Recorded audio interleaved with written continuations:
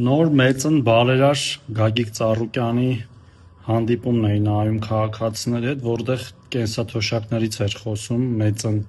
բարերարը։ Թոշակները 10,000 դրամ ավելացավ, լավ 25-ը դարավ 35։ Տարական գիտելիքներ ու գրագիտություն անգամ չունենալով, թե ինչքան են եղել կենսաթոշակները եւ ինչքան են բարձացել, որ 25,000 դրամներից էր խոսում, երևի հիշել էր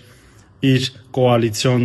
գործընկերների հետ իշխանության եղած ժամանակները, երբ որ օրինակ նվազագույն կենսաթոշակը 16,000 դրամ էր, այսօրվա 46-ի եւ դա չհաշված հետվճարով 56-ի փոխարեն ու ինչ որ ճամարտակություններ էր անում։ Պետք է գազի փողը մուծես, լույսի փողը մուծես, ջրի փողը մուծես, գույք հարկը վճարես, հələ պետք է դրանով ապրես,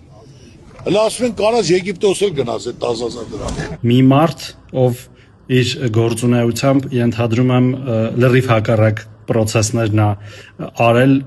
պետական բյուջեն լցնելու եւ որից հետո պետքա մեր կենսաթոշակները բարձրանային, ինչը տեղի ունեցավ 2018 թվականից հետո,